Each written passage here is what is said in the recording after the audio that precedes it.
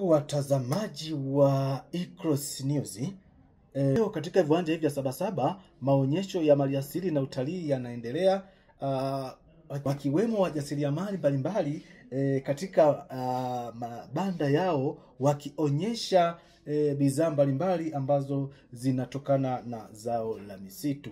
Hivyo basi kutokana na fursa hii kuwepo katika mkoa wetu wa Njombe, tunapenda kuwasihi wajasiriamali wa mkoa huu waweze kujitokeza katika viwanja hivi vya Sabasaba, wakaweza kufanya biashara zao mbalimbali, pia wakaweza kuonyesha ni kitu gani wanakifanya katika kazi zao za kila siku, ili waweze kujipatia kipato na kukuza uchumi.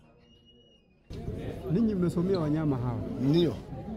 Kwa mfano ukienda porini, Ndio. kukutana naye hamadini, wewe hawezi kuzuru? Hapana.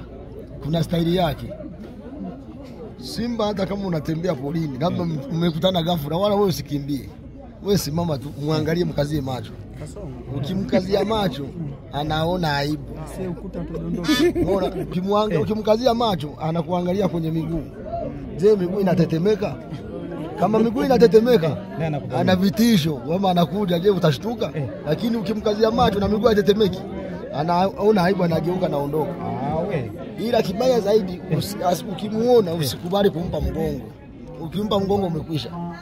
Wewe mtazame uso kwa uso. Alikuwa anazunguka mgongoni kwako. Na nasema ukimpa mgongo umeondoka. Wewe muangalie uso kwa uso, anaondoka yeye. Anakuzungukaje sasa? Anazungukaje? Hilo wao siwezi kulijibu, hilo usije kuzungukaje. Anakuzungukaje tena?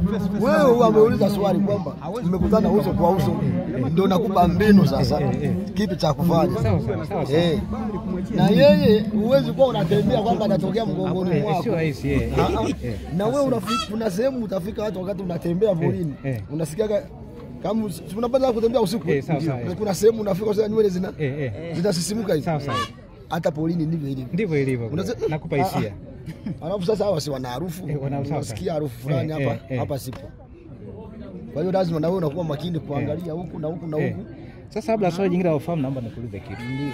Utakuta kwa mfano huku kwetu anasema bwana, mara fulani kuna kipito cha simba. Kipita mwaka mmoja, sikia na mwaka kesho atapita hivi humo. Hivi hiyo ni habari ya kweli? Simba hawana historia hiyo. Wenye historia yao ni tembo.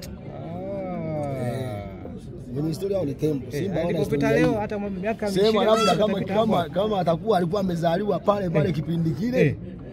Labda yale mabaki yaliyobaki humo ndio vinaweza ukawakuta humo, lakini sio kwamba eti anahama eti mwaka kesho atapita tena hapo, sio kesho kutapita, hapana. Hawana historia hiyo. Wenye historia yao ni tembo. Sawa. Tembo hata ipite miaka 2000. Sawa. Kitukuu alikopita babu bibi kitafosi kitarudi hapo kupita. Ndio. Sawa. Kwa hiyo hapa alipo unamuona huyu ndike, sauti yake inaweza kusafiri kilomita 8 mpaka 9. Pia kilomita 8. Wake, yes. Lakini sauti ya dume inaweza kusafiri kilomita 12 mpaka 14. Na milio yake inaashiria mambo mawili au matatu.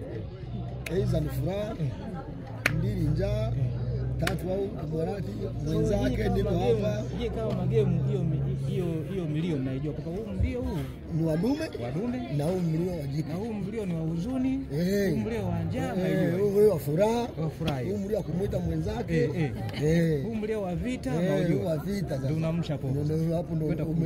Hapo ndio umelichokoza mimi. Nasema mwana kulifaini mwana kuligeti. Sawa. Nyingine nikiripoti kutoka katika mkoa huu wa Njombe, mimi ni Eric Mlelwa wa Icross News.